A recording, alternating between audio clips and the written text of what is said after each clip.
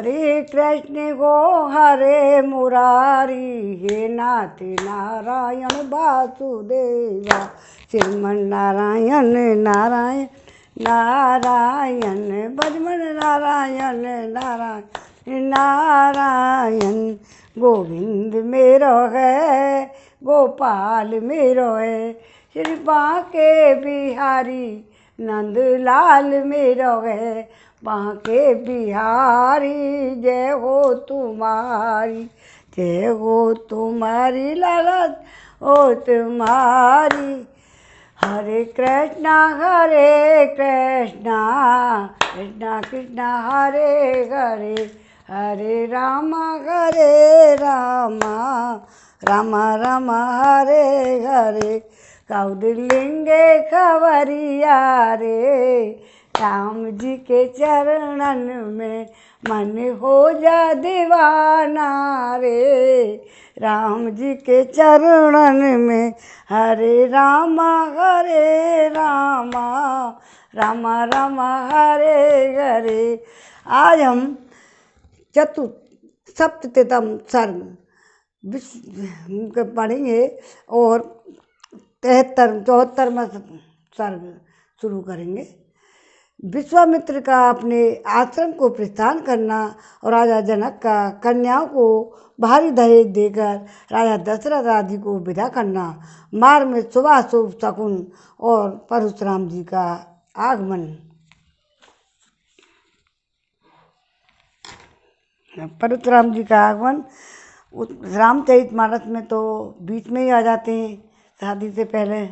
अब इसमें बाद में आए हैं। अब देखो क्या होता है कि तदंतर जब रात बीती सवेरा हुआ तब महामुनि विश्वामित्र राजा जनक और महाराज दशरथ दोनों राजाओं से पूछकर उनकी स्वीकृति से ले उत्तर पर्वत पर, हिमालय की शाखाभूत पर्वत पर, जहाँ कौशिकी के तट पर उनका आश्रम था, वहाँ चले गए।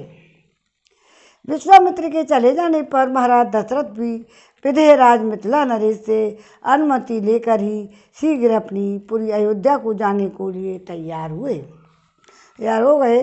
उस समय विदेहराज जनक ने अपनी कन्या के निमित्त दहेज में बहुत अधिक धन दिया और उन मिथिला नरेश ने कई लाख गऊएं, कितनी ही अच्छी अच्छी कालीनें तथा करोड़ों की संख्या में रेशमी और सूती वस्त्र दिए, भांति भांति के गहनों से सजे हुए बहुत से दिव्य हाथी, घोड़े, रथ और पैदल सैनिक भेंट किए। ये दहेज प्रथा पहले भी थी।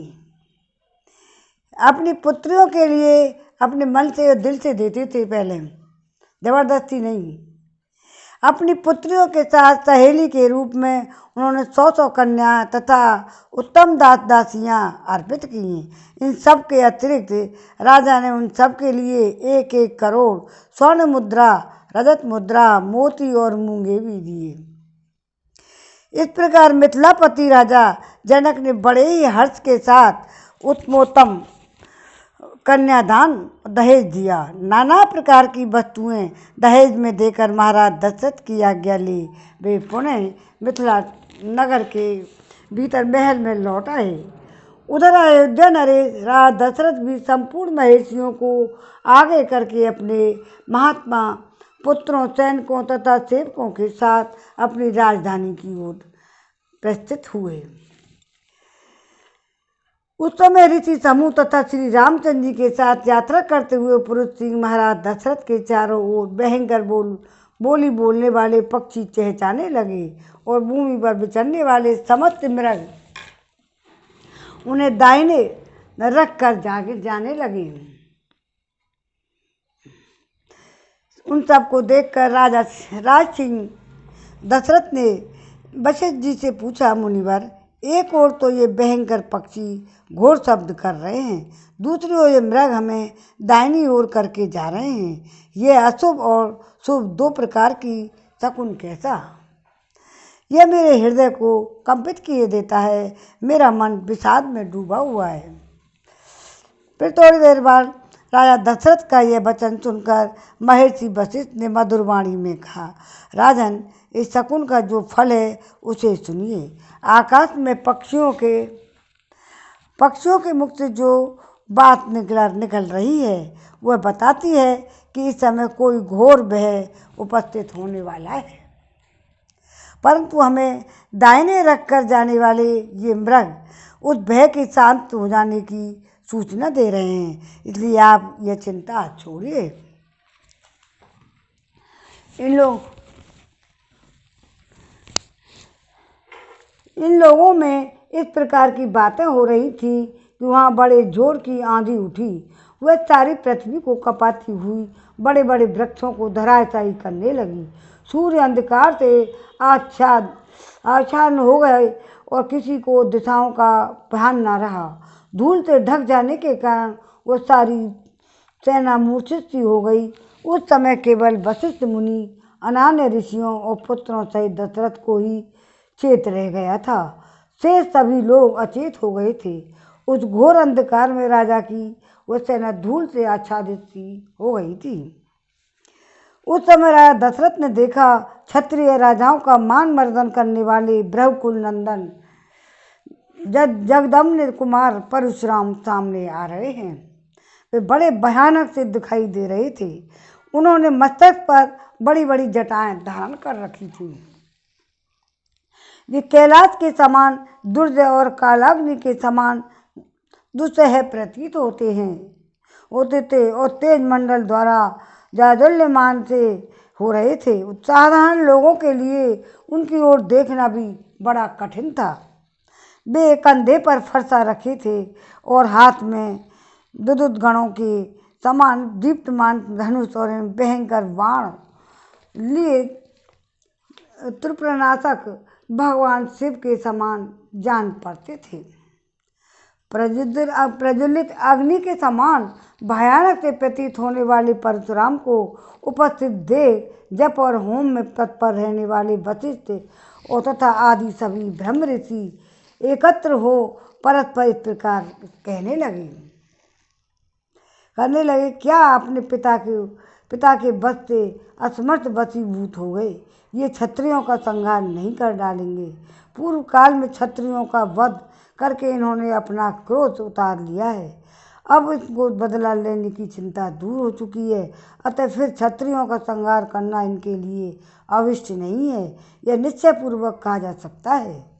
ऐसा कहकर ऋषियों ने भयंकर दिखाई देने वाले भृगुनंदन परशुराम को अर्घ देकर लेकर दिया और राम राम कहकर उनसे मधुर वाणी में बातचीत की। ऋषियों की दी हुई उस पूजा को स्वीकार करके प्रतापी जमदग्नि पुत्र परशुराम ने दशरथ नंदन श्री राम से इस प्रकार कहा। 74वां सर्ग पूरा हुआ। श्रीमन नारायण नारायण नारायण भजमन नारायण नारायण नारायण। अब दूसरे राम आ गए हैं, तो अब यह 75वां सर्ग शुरू है। इसमें है राजा दशरथ की बात अनसुनी करके परशुराम का श्री राम को वैष्णव और धनुष पर बाण चढ़ाने के लिए ललकारना। दशरथ नंदन श्री राम, वीर सुना जाता है कि तुम्हारा पराक्रम अद्भुत है। तुम्हारे द्वारा शिव धनुष के तोड़े जाने का सारा समाचार भी मेरे कानों में पड़ चुका है। उस धनुष का तोड़ना अद्भुत और अचिंत्य है। उसके टूटने की बात सुनकर मैं एक दूसरा उत्तम धनुष लेकर आया हूँ। यह है वह जमदग्नि कुमार परशुराम का भयंकर विशाल धनुष। तुम इसे खींचकर इसके ऊपर बाण चढ़ाओ और अपना बल दिखाओ। इस धनुष के चढ़ाने में भी तुम्हारा बल कैसा है, यह देखकर मैं तुम्हें ऐसा द्वंद्व युद्ध प्रदान करूँगा जो तुम्हारे पराक्रम के लिए स्मरणीय होगा। परशुराम जी का यह वचन सुनकर उस समय राजा दशरथ के मुख पर विषाद छा गया। वे दीन भाव से हाथ जोड़कर बोले, ब्राह्मण, आप स्वाध्याय और व्रत में शोभा पाने वाले भृगवंशी ब्राह्मणों के कुल में उत्पन्न हुए हैं और स्वयं भी महान तपस्वी और ब्रह्मज्ञानी हैं। क्षत्रियों पर आप अपना रोष प्रकट करके अब शांत हो चुके हैं, इसलिए मेरे बालक पुत्रों को आप अभयदान देने की कृपा करें, क्योंकि आपने इंद्र के समीप प्रतिज्ञा करके सत्य का परित्याग कर दिया है। इस तरह आप धर्म में तत्पर हो कश्यप जी को पृथ्वी का दान करके वन में आकर महेंद्र पर्वत पर आश्रम बनाकर रहते हो। कहते हैं महामुनि, इस प्रकार सत्र त्याग की प्रतिज्ञा करके भी आप मेरा सर्वनाश करने के लिए कैसे आ गए? यदि कहें मेरा रोष तो केवल राम पर है, तो एकमात्र राम के मारे जाने पर ही हम सब लोग अपनी जीवन का परित्याग कर देंगे। राजा दशरथ इस प्रकार कहते ही रह गए, परंतु प्रतापी परशुराम ने उनके उन वचनों को अवहेलना करके राम से ही बातचीत जारी रखी। वे बोले, रघुनंदन, ये 2 धनुष सबसे श्रेष्ठ और दिव्य थे और सारा संसार इन्हें सम्मान की दृष्टि से देखता था। साक्षात विश्वकर्मा ने इन्हें बनाया था। ये बड़े प्रबल और दृढ़ थे। नरश्रेष्ठ इनमें से एक को देवताओं ने त्रिपुरासुर को युद्ध करने के लिए भगवान शंकर को दे दिया था। कुकस्य नंदन जिससे त्रिपुरा नाश हुआ था, वह वही धनुष था जिसे तुमने तोड़ डाला। और दूसरा दुर्धर्ष धनुष यह है जो मेरे हाथ में है। इसे श्रेष्ठ देवताओं ने भगवान विष्णु को दिया था। श्री राम, शत्रु नगरी पर विजय पाने वाला वही यह वैष्णव धनुष है। काकुत्स्थन नंदन, यह भी शिव जी के धनुष के समान भी प्रबल है। इन दिनों समस्त देवताओं ने भगवान शिव और विष्णु के बलाबल की परीक्षा के लिए पितामह ब्रह्मा जी से पूछा था कि इन दोनों देवताओं में कौन अधिक बलशाली है। देवताओं के इस अभिप्राय को जानकर सत्यवादियों में श्रेष्ठ पितामह ब्रह्मा जी ने उन दोनों देवताओं को शिव और विष्णु में विरोध उत्पन्न कर दिया। विरोध पैदा होने पर एक दूसरे को जीतने की इच्छा वाले शिव और विष्णु में बड़ा भारी युद्ध हुआ, जो रोंगटे खड़े कर देने वाला था। उस समय भगवान विष्णु ने हुंकार मात्र से शिव जी के भयंकर बलशाली धनुष को शिथिल तथा त्रिनेत्रधारी महादेव जी को भी स्तंभित कर दिया। तब ऋषि समूहों तथा चारणों सहित देवताओं ने आकर उन दोनों श्रेष्ठ देवताओं से शांति के लिए याचना की। फिर वे दोनों वहाँ ही शांत हो गए। भगवान विष्णु के पराक्रम से शिव जी के उस धनुष को शिथिल हुआ देख ऋषियों सहित देवताओं ने भगवान विष्णु को श्रेष्ठ माना। तदंतर कुपित हुए महायशस्वी रुद्र ने बाण सहित अपना धनुष विदेह देश के राजऋषि देवराज के हाथ में दे दिया। श्री राम शत्रु नगरी पर विजय पाने वाले इस वैष्णव धनुष को भगवान विष्णु ने भृगुवंशी ऋषिक मुनि को उत्तम धरोहर के रूप में दिया था। फिर महातेजस्वी ऋषिक ने प्रतिशोध की भावना से रहित अपने पुत्र एवं मेरे पिता महात्मा जमदग्नि को दिया अधिकार में यह दिव्य धनुष दे दिया। तपोबल से संपन्न मेरे पिता जमदग्नि अस्त्र शस्त्रों का परित्याग करके जब ध्यानस्थ होकर बैठे थे, उस समय प्राकृत बुद्धि का आश्रय लेने वाले कृत वीर कुमार अर्जुन ने उनको मार डाला। पिता के इस अत्यंत प्रचंड भयंकर वध का जो उनके योग्य नहीं था, समाचार सुनकर मैंने रोषपूर्वक बारंबार उत्पन्न हुए क्षत्रियों का अनेक बार संहार किया। श्री राम, फिर सारी पृथ्वी पर अधिकार करके मैंने एक यज्ञ किया। उस यज्ञ के समाप्त होने पर पुण्यकर्मा महात्मा कश्यप को दक्षिणा रूप में यह सारी पृथ्वी दे डाली। पृथ्वी का दान करके मैं महेंद्र पर्वत पर रहने लगा। वहाँ तपस्या करके तपोबल से संपन्न हुआ। वहाँ से शिव जी के धनुष के तोड़े जाने का समाचार सुनकर मैं शीघ्रतापूर्वक यहाँ आया हूँ। श्री राम, इस प्रकार महान वैष्णव धनुष मेरे पिता पितामहों के अधिकार में रहता चला आया है। अब तुम तो क्षत्रिय धर्म को सामने रखकर यह उत्तम धनुष हाथ में लो और इससे धनुष पर एक ऐसा बाण चढ़ाओ जो शत्रु नगरी पर विजय पाने में समर्थ हो। यदि तुम ऐसा कर सकते हो तो मैं तुम्हें द्वंद्व युद्ध का अवसर दूंगा। और 75वां सर्ग पूरा हुआ। श्रीमन नारायण नारायण नारायण, परिमन नारायण नारायण नारायण, हरे रामा रामा रामा हरे हरे, हरे कृष्णा कृष्णा कृष्णा कृष्णा हरे हरे, कौदिन लिंगे कंवरिया रे, राम जी के चरणन में मन हो जा दीवाना रे, राम जी के चरणन में। बोल श्री राम की जय। जय श्री राम। अब 76वां सर्ग, 67वां सर्ग। श्री राम का वैष्णव धनुष को चढ़ाकर अमोघ बाण के द्वारा परशुराम के तपे प्राप्त पुण्य लोकों का नाश करना तथा परशुराम का महेंद्र पर्वत को लौट जाना। अब इस सर्ग में ये बताया गया है।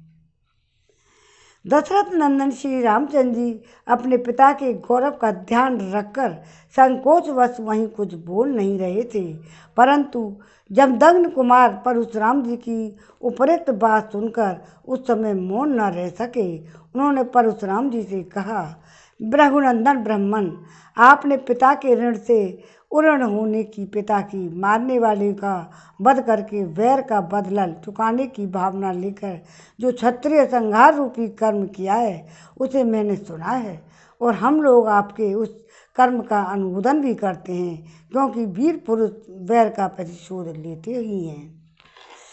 हे भार्गव, मैं क्षत्रिय धर्म से युक्त हूँ, इसलिए आप ब्राह्मण देवता के समक्ष विनीत रहकर कुछ बोल नहीं रहा हूँ, तो भी आप मुझे पराक्रमहीन और असमर्थ सा मानकर मेरा तिरस्कार कर रहे हैं। अच्छा, अब मेरा तेज और पराक्रम देखिए। ऐसा कहकर भगवान राम ने पराक्रम करने वाले श्री रामचंद्र जी ने कुपित हो परशुराम जी के हाथ से हुए उत्तम धनुष और बाण ले लिया, और साथ ही उनसे अपनी वैष्णवी शक्ति को भी वापस ले लिया। उस धनुष को चढ़ाकर श्री राम ने उसकी प्रत्यंचा पर ही बाण रखा। फिर कुपित होकर उन्होंने जमदग्नि कुमार परशुराम जी से इस प्रकार कहा, हे रघुनंदन राम, आप ब्राह्मण होने के नाते मेरे पूज्य हैं तथा विश्वामित्र जी के साथ भी आपका संबंध है। इन सब कारणों से मैं इस प्राण संहारक बाण को आपके शरीर पर नहीं छोड़ सकता। राम, मेरा विचार है कि आपको जो सर्वत्र शीघ्रता पूर्वक आने जाने की शक्ति प्राप्त हुई है, उसे अथवा आपने अपने तपोबल से जिन अनुपम पुण्य लोक को प्राप्त किया है उन्हीं को नष्ट कर डालूं, क्योंकि अपने पराक्रम से विपक्षी के बल के घमंड को चूर कर देने वाला यह दिव्य वैष्णव बाण जो शत्रुओं को नगरी पर विजय दिलाने वाला है, कभी निष्फल नहीं जाता। उस समय उस उत्तम धनुष और बाण की धारण करके खड़े हुए रामचंद्र जी को देखने के लिए संपूर्ण देवता और ऋषि ब्रह्मा जी को आगे करके वहाँ एकत्र हो गए। गंधर्व, अप्सरा, सिद्ध, चारण, किन्नर, यक्ष, राक्षस और नाग भी उस अत्यंत अद्भुत दृश्य को देखने के लिए वहाँ पहुँच गए। जब श्री रामचंद्र जी ने यह श्रेष्ठ धनुष हाथ में ही लिया, उस समय सब लोग आश्चर्य में जड़वत हो गए। परशुराम जी का वैष्णव तेज निकलकर श्री रामचंद्र जी में मिल गया, इसलिए उन्हें वीरहीन हुए जमदग्नि कुमार राम ने दशरथ नंदन श्री राम की ओर देखा। तेज कर निकल जाने से वे वीरहीन हो जाने के कारण जड़वत बने हुए जमदग्नि कुमार परशुराम ने कमल नयन श्री राम से धीरे धीरे कहा, रघुनंदन, पूर्व काल में मैंने कश्यप जी को यह पृथ्वी दान की थी, तब उन्होंने मुझसे कहा था कि तुम्हें मेरे राज्य में नहीं रहना चाहिए। ककुत्स कुलनंदन तभी से अपने गुरु कश्यप जी को इस आज्ञा का पालन करता हुआ मैं कभी रात में पृथ्वी पर नहीं निवास करता हूँ, क्योंकि यह बात सर्वविदित है कि मैंने कश्यप के सामने रात को पृथ्वी पर न रहने की प्रतिज्ञा कर रखी है। इसलिए वीर राघव, आप मेरी इस गमन शक्ति को नष्ट न करें। मैं मन के समान वेग से अभी महेंद्र नामक श्रेष्ठ पर्वत पर चला जाऊंगा। परंतु श्री राम, मैंने अपनी तपस्या से जिन अनुपम लोगों की विजय पाई है, उन्हीं को आप इस श्रेष्ठ बाण से नष्ट कर दें। अब इसमें विलम्ब नहीं होना चाहिए। शत्रुओं को संताप देने वाले वीर, आपने जो इस धनुष को चढ़ा दिया, इससे मुझे निश्चित रूप से ज्ञात हो गया कि आप मधु दैत्य को मारने वाले अविनाशी देवोश्वर विष्णु हैं। आपका कल्याण हो। अंदाज हो गया विष्णु जी हैं। ककुत्सत कुलभूषण, आपके सामने जो मेरी असमर्थता प्रकट हुई है, फिर ये सब देवता एकत्र होकर आपकी ओर देख रहे हैं। आपके कर्म अनुपम हैं। युद्ध में आपका सामना करने वाला दूसरा कोई नहीं है।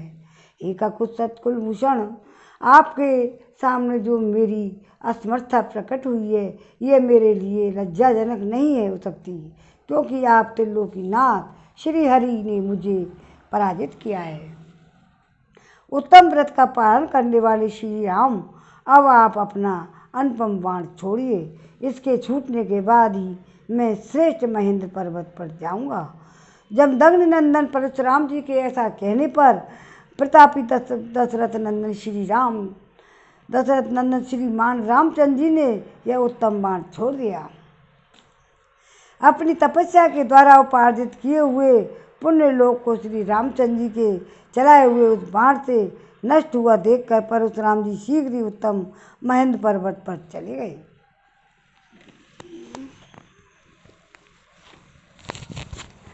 उनके जाते ही समस्त दिशाओं तथा उपदिशाओं का अंधकार दूर हो गया। उस समय ऋषियों सहित देवता अति उत्तम और आयुधारी श्री राम की भूरी भूरी प्रशंसा करने लगे।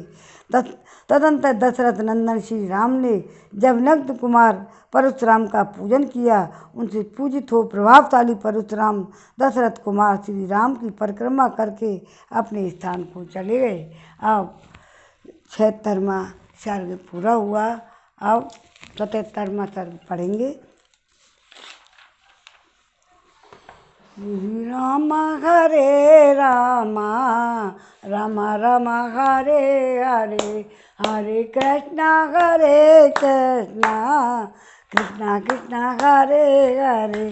कौलिंगे खबरिया रे, राम जी के चरणन में मन हो जा दीवाना रे, राम जी के चरणन में। अब आगे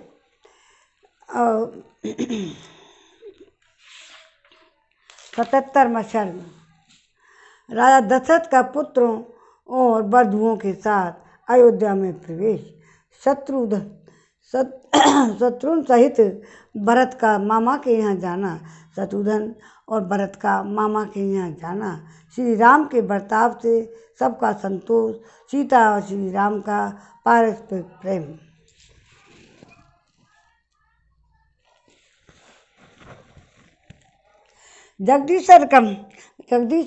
जमदग्नि कुमार परशुराम जी चले जाने पर महायशस्वी दशरथ नंदन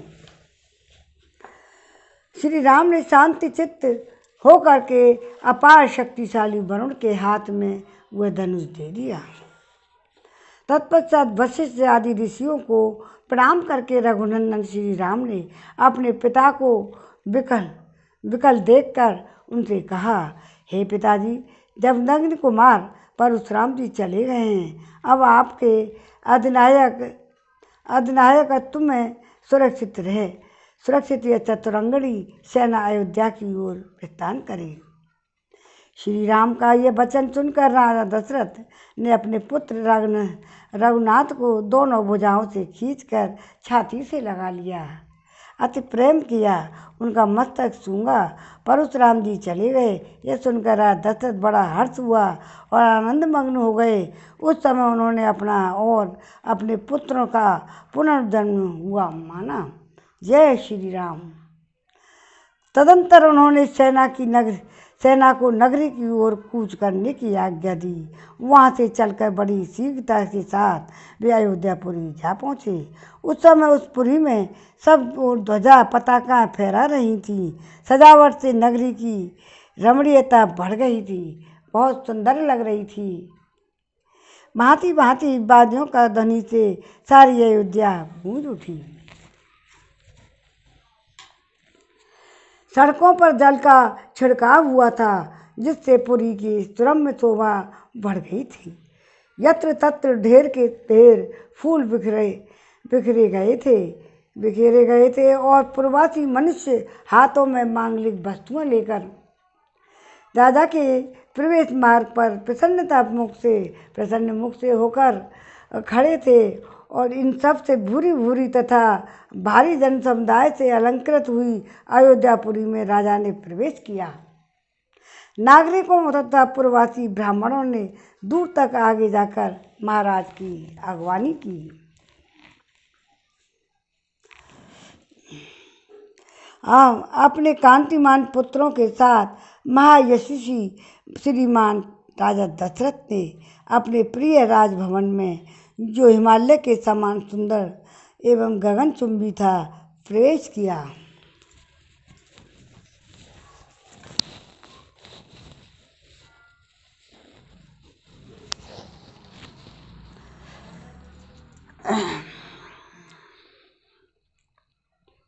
राजमहल में स्वजनों द्वारा मनोवांछित वस्तुओं से परम पूजित हो राजा दशरथ ने बड़े आनंद का अनुभव किया। महारानी कौशल्या, सुमित्रा, सुंदर कटप्रदेश वाली कैकई तथा अन्य राजपत्नियों थीं। वे सब ब्रह्म बहुओं को उतारने के लिए कार्य में जुट गईं। तदंतर राज परिवार की उन स्त्रियों ने परम सौभाग्यवती सीता, यशस्विनी उर्मिला तथा कुशध्वज की दोनों कन्या और मांडवी और कीर्ति को सवारी से उतारा और मंगल गीत गाती हुई सब वधुओं को घर में ले गईं। वे प्रवेश कालिक होम कर्म से सुशोभित तथा रेशमी साड़ियों से अलंकृत थी। उन सब ने देव मंदिरों में ले जाकर उन बहुओं को देवताओं का पूजन करवाया। तदंतर नववधु रूप में आई हुई उन सभी राजकुमारियों ने वंदनीय सास ससुर आदि के चरणों में प्रणाम किया और अपने अपने पति के साथ एकांत में रहकर सबकी सब बड़े आनंद के समय व्यतीत करने लगी।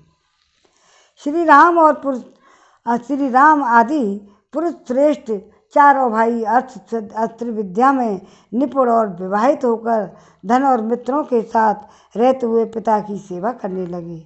कुछ काल के बाद रघुकुल नंदन राजा दशरथ ने अपने पुत्र कैकेयी कुमार भरत से कहा, बेटा, ये तुम्हारे मामा कैकेयी राजकुमार वीर युधाजित तुम्हें लेने के लिए आए हैं और कई दिनों से यहाँ ठहरे हुए हैं। दशरथ जी की यह बात सुनकर कैकेयी कुमार भरत ने उस समय शत्रुघ्न के साथ मामा के यहाँ जाने का विचार किया।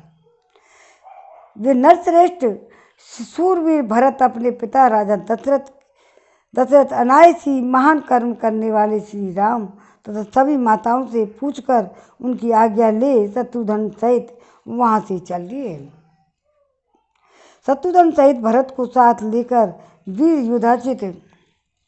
युधाजित ने बड़े हर्ष के साथ अपने नगर में प्रवेश किया। इससे उनके पिता को बड़ा ही संतोष हुआ।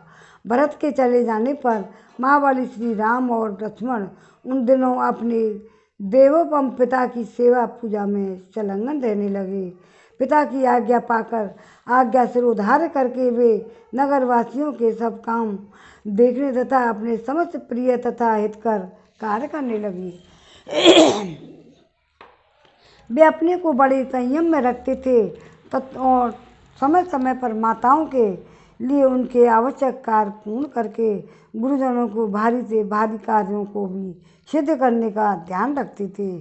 उनके इस बर्ताव से राजा दशरथ वेद वेत्ता ब्राह्मण तथा वैश्य वर्ग बड़े प्रसन्न रहते थे। श्री राम के उत्तम शील तद व्यवहार से उस राज्य के भीतर निवास करने वाले सभी मनुष्य बहुत संतुष्ट रहते। उनके इस बर्ताव से राजा दशरथ वेद संतुष्ट रहते थे। राजा के उन चारों पुत्रों में सत्य पराक्रमी श्री राम ही लोक में अत्यंत यशस्वी और महान गुणवान हुए। ठीक उसी तरह जैसे समस्त भूतों में स्वयंभू ब्रह्मा ही अत्यंत यशस्वी और महान गुणवान हैं। श्री रामचंद्र जी सदा सीता के हृदय में महेंद्र मंदिर में विराजमान रहते थे तथा मनुष्य श्री राम का मन भी सीता में ही लगा रहता था। श्री राम ने सीता के साथ अनेक ऋतुओं तक विहार किया।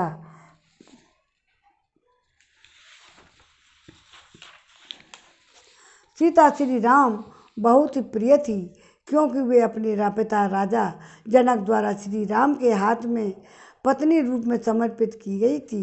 सीता के पतिव्रत और गुण से उनके सौंदर्य गुण से भी श्री राम का उनके प्रति अधिकाधिक प्रेम बढ़ता रहता था। इसी प्रकार सीता के हृदय में उनके पति श्री राम अपने गुण और सौंदर्य के कारण द्विगुण प्रति प्रीत पात्र बनकर रहते थे। जनक नंदिनी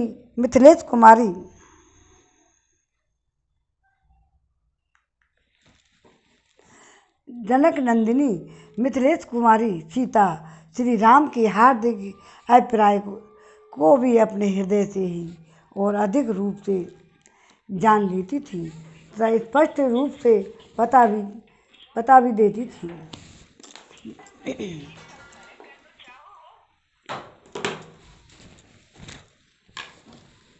रूप में देवांग और स्पष्ट रूप से बता भी देती थी। वे अपने रूप में देवांगनाओं के समान थीं और मूर्तिवती लक्ष्मी सी प्रतीत होती थी। राजकुमारी सीता श्री राम की ही कामना रखती थी। श्री राम भी एकमात्र उन्हीं को चाहते थे। जैसे लक्ष्मी के साथ देवेश्वर भगवान विष्णु की शोभा होती है, उसी प्रकार सीता देवी के साथ राजऋषि दशरथ कुमार श्री राम परम से प्रसन्न हो रहकर बड़ी शोभा पाने लगे। जय श्री राम। हरे राम राम राम हरे हरे। आरती श्री रामायण जी की कीरति कलित ललित सिय पी की। गावत ब्रह्मादिक मुनि नारद नाल्मीकि विज्ञान विशारद। सुख सनकादि शेषु अरु सारद बरन पवन सुत कीरत नीकी। आरती की रामायण जी की। संतन गावत शंभु भवानी असुघट संभव मन विज्ञानी। व्यास आदि कवि कुंज बखानी काक भुसंड गरुण के ही की। आरती श्री रामायण जी की कीरत कलित ललित सिय पी की। चारों वेद पुराण सहस्रदश होण संतन सब ग्रंथन को रस। तन मन धन संतन सब को सर्वस सारा अंश समत सब ही की। आरती श्री रामायण जी की। कलिमल हरन विषय रस पी की। सुभग श्रृंगार मुक्ति जुवती की। हरन रोग भव भूरि अमी की। तात मात सब विधि तुलसी की। आरती श्री रामायण जी की कीरति कलित ललित सिय पी की। बोल सियापति रामचंद्र की जय। बोलो सब संतन की जय।